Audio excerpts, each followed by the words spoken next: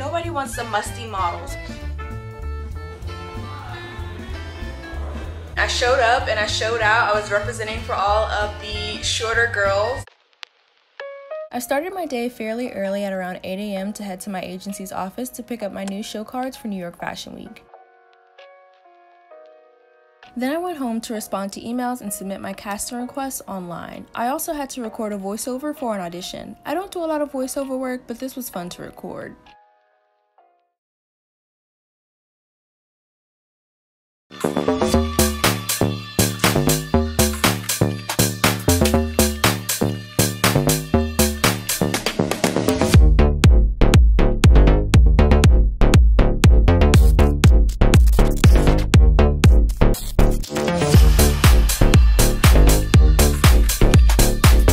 Started modeling, I only wanted to be like in high fashion runway model. That's like where my head was at all the time. So I was practicing my runway walk all the time, and like back in the day my walk was so strong. I would always get complimented on my walk, and I think I still have a strong walk now, but for me it's just not as good as it was before, because since moving to New York I've had to like tailor my walk to like what clients want during New York Fashion Week. And so I think I'm just struggling a little bit trying to incorporate my own individual style, my own individual flair into the walk that they're asking for. Back in the day, I wasn't really worried about like what the clients wanted for New York Fashion Week. I was just doing my own thing, and I feel like my personality was able to come out more in my walk. A lot of people would compare my walk to like Naomi Campbell, because Naomi Campbell has like a sway in her hips when she walks the runway, and that was more acceptable back in the day, like 90s runway models or whatever. And now it's very like straight, like robotic, like no hips. Some clients don't even want you to cross your feet when you walk, and so it's very like stiff, for lack of a better word. And so I'm trying to like have my own personality in my walk and still like maintain that little bit of stiffness that most of the clients want up here. So I think I've just been struggling with that a little bit, but I'm gonna keep practicing. Today I'm showing you guys a little bit of what goes into my life as a model here in New York City. I have a casting for New York Fashion Week today, so I'm really excited about that. I got a chance to look at some of the previous fashion shows of the designer that I'm casting for today, and that's something that I like to do. I always like to look at previous shows just to kind of get a feel of how the models walk for that particular client. I think I am going to invest in some new runway slash casting shoes. I literally always wear the same heels for my casting just because it's the heels that I walk the best in. Hold on, let me show you guys. You guys have probably seen this booty in like another video, but this is my favorite casting heel. For some reason I just walk the best in these. But most models wear, hold on, when you show up to castings you'll see that most models either have like a pump like this, or I guess this would be considered like a sandal, but in black. So it'd be like this, but not with this like chunky heel. So I actually bought these to like take digitals in one time when I went to my agent, but I think I'm actually just gonna sell these and invest in a black pair of these. To all my aspiring models out there, I would definitely say invest in a black sandal, a black heeled sandal, and practice walking in it so that when you do go to castings and stuff like this, obviously you are prepared. So I guess I might as well show you guys like what I usually pack in my model bag. I bring my shoe that I'm going to change into once I get there. I bring my iPad, which hosts my portfolio on it. Back in the day, models used to carry like this big portfolio book with printed photos in it, and I actually have mine. Hold on. Look how big this thing is, guys, compared to my iPad. That's why I don't carry this around anymore, just because it's way too heavy, and it can get kind of pricey when you're constantly taking new photos and updating your photos. You have to print those out each time to put them in your book. So the price can add up, but yeah, you just print the photos and it looks like that. You can see in these photos I'm still blonde, so obviously I haven't used this book in a while, but got some nice pictures in here. I have an album on my iPad dedicated to my portfolio, so I just pull this up whenever casting directors ask for it while I'm there at the castings. And then I have my handy dandy comp cards. Look at that face. And then here is another one. I also bring my comp cards, which is basically like a model's like a business card for models. So it has our photos on it, it has our measurements on it, and it has our contact information or our agent's contact information on it. These were created by my agents. Also have this one that I created by myself. By creating my own, I could just go to Office Depot or Staples or whatever and print maybe 5 at a time, 10 at a time, and it'll cost me maybe like $3 as opposed to like $40. So that's why I created my own. I don't know if you guys can tell, but I'm not really wearing any makeup. I never usually wear makeup, and for castings and stuff they usually request no makeup, but all models know that there's always a no makeup look, which means you're wearing just enough makeup to cover the blemishes and imperfections that you don't like, but it's not enough makeup for the casting directors to tell that you're wearing like a face full of makeup. So for today's look, I just went with a tinted lip gloss. It's got like a little bit of a pink hue. I put some concealer on, mascara, and that's literally it. I usually just do concealer. Sometimes I'll do like a little bit of blush, but my blush dropped unfortunately, so I didn't have any to put on today. But this is my simple look. So yeah, I also wanted to show you guys this new fragrance I just got. I have been on the hunt to find like my signature scent. Every time I'm walking through New York, people just smell very expensive. I mean, New York is funky, like people really be walking around stank, but there are like some people who when they walk past you, you get like a whiff of their fragrance and it always smells like super expensive. So I've been on the hunt to find a fragrance that's so strong and smells so expensive that when I walk by people, they're like, ooh, like she smells good. And so I think I found the one, at least for the summer, because I like to have like a certain fragrance for summer and then a fragrance for winter. I just got the Jimmy Choo I Want You fragrance. When I tell you it smells so expensive, it's like 90 degrees out in the city, and so nobody wants a musty model. So I don't want to be showing up to my castings smelling like freaking a Burger King Whopper. So I'm so happy I found this fragrance. Like it smells so good, so expensive. Ooh. I'm so dramatic, but I smell so good too. I didn't even plan on going to any castings today, but my agent texted me at the last minute like, hey, can you make this casting at 2? And I was like, sure, why not? That is the interesting thing about modeling. Sometimes you know what you're doing a couple days before, and sometimes you don't know what you're doing until the day of or a couple of hours before. If you are someone who needs a strict, concise schedule every single day, 9 to 5, you know what you're doing every single day, modeling may not be the career for you because it's very unpredictable, from the pay to the bookings. I don't know if I would rather have to go to castings in the pouring rain or go to castings in this heat.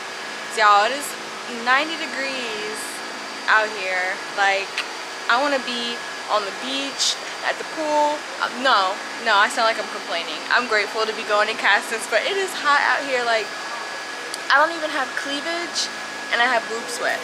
Like, I feel for you guys who have bigger chests than I do because I am sweating like crazy. Yeah, I definitely should have left a little earlier because it looks like the Q train is delayed like always. I personally like to arrive early at the castings because New York Fashion Week castings can be so long when more models come later in the day. So I'm literally done with the casting already. It literally lasted maybe like 5 minutes, if that. With me, when I do like fashion show castings, I never really know if I like book the job immediately or not because the casting directors are so like straight faced to where like you don't know if you booked it or not. And so I guess just fingers crossed, but no harm, no foul if I don't book it. But I'm trying to stay positive and speak it into existence that I did book it, and I'll be walking at least one fashion show this season. But yeah, that's it for today. It was my only casting for today. I have a couple tomorrow and I'm gonna bring you guys along for that as well.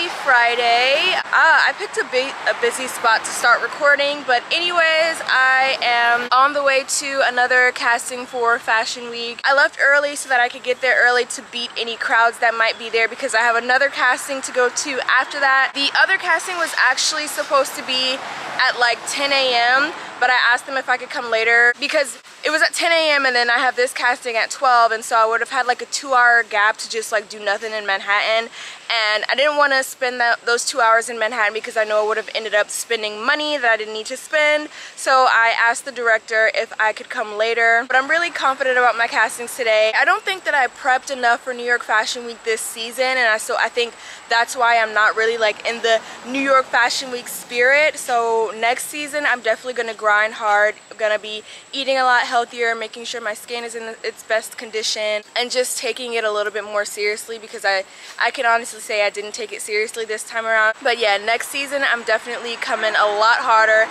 than what I did this time around. It's really hot outside, but it's the perfect day for the beach.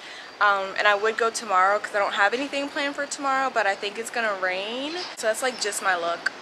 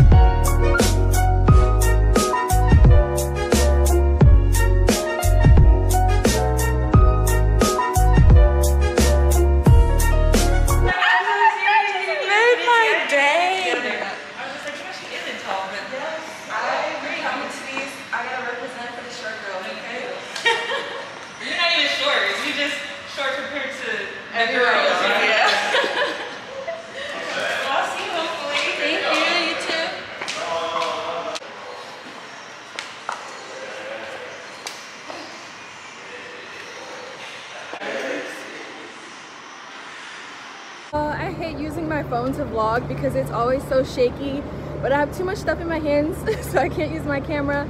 But I just finished my first casting and now I'm walking to the other one. It's about 5 minutes away. The first casting went really well. I'll tell you guys more about it after this one. I literally just saw a Tesla taxi, and I've never seen one of those before. I've seen like Tesla Ubers and stuff, but I've never seen an actual like Tesla taxi. Alright, so I am back from my castings and I am done for the day. It's so funny because I was just like, before my first casting, I was getting down on myself because like I said, I just wasn't in the spirit of New York Fashion Week, and I was like, whatever, I'm gonna go, and like if they like me they do, and if they don't they don't, like it is what it is. So because I was thinking so negatively prior to this casting, I just thought I was gonna bomb it. But it's so funny, I went and I showed up and I showed out. I was representing for all of the shorter girls, and yeah, they absolutely loved me. So we'll see where it goes from there. But even if I don't book it, it was just a lot of positive affirmations I was receiving while I was there that just made me feel really good about myself and really good about this entire like New York Fashion Week process. I don't know why I just wasn't in the spirit this time. I think it's more so because of like the way I've been eating. I've just been eating like trash, so I really have to like rein it in and get back to my usual like healthier diet, and I think I'll feel a lot better. But like I was telling you guys yesterday how I kind of felt like my runway walk needed a little bit of like tweaking, and I was trying to incorporate like my own personal walk with like what clients kind of like to see here in New York City. And it's so funny because I was telling you guys that, and then at my casting today I walked the first time and he was like, my walk was really good, but it was very like poised and prim and proper. So he was like, kind of let go a little bit, loosen up and put some like I guess like swagger into it, and so I did it the second time and he loved it, and then they had me do it a third time and they recorded it. So it's just funny that I mentioned that to you guys, and then he literally said the same thing. So I'm super self-aware, and like I know when I need to work on stuff, and I know like what I need to do to get better. But anyways, I'm back home just relaxing for like 30 minutes or so. I'm gonna get something to eat, and then I am going to head to Buffalo Exchange. I made a video about how you can exchange your used clothing in New York City for a little bit of extra cash or store credit. And if you guys haven't checked out that video and you live in New York City and you're interested in ways to make a couple quick bucks, check out that video. It's super thorough. I'll walk you through the entire process. That's what I'm about to go do. I'm about to drop off some summer stuff that I'm getting rid of at Buffalo Exchange. My appointment is at 3:15, I think, so I'm gonna leave here in a little bit. I'm like redoing my entire wardrobe, so I really got rid of a lot of stuff, and I like barely have anything to wear now. Like you guys will probably see me wearing like the same outfits in some of these videos just because I haven't gone shopping yet to buy like my whole new wardrobe. But yeah, I've just been slowly but surely getting rid of everything that I feel no longer represents like the woman that I'm becoming, and so I want a more feminine, sophisticated model kind of wardrobe that looks expensive but is not expensive.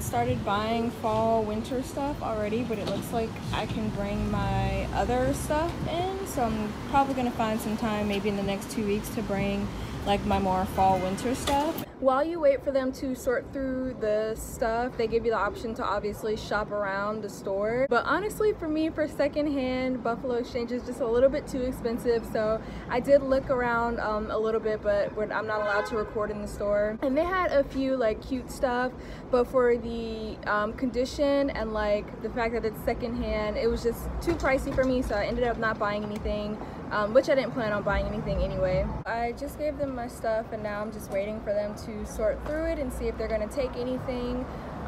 I hope they take a few things, but if not, I'll just leave it with them and then they donate it. So they just finished, and I got a whopping $12 and change, you guys. I'm happy that I at least got something, because honestly I didn't think that they would take anything that I brought in today, but I still have like 2 other bags full of things that I need to exchange. So like I said, I'm probably gonna bring them within the next 2 weeks. It looks like it's about to rain, so I'm trying to like rush home before I get caught in the downpour, because y'all know I always say it, New York rain is weird. I'm back home. I beat the rain. I was gonna go to the gym once I got home, but honestly I don't like being caught out in the rain, so I think I'm just gonna call it a day. I hope you guys enjoyed this busy day in my life as a model in New York City vlog, and I will catch you in the next one. Bye. 'Cause I'm not just a pretty girl, I'm more than just a picture.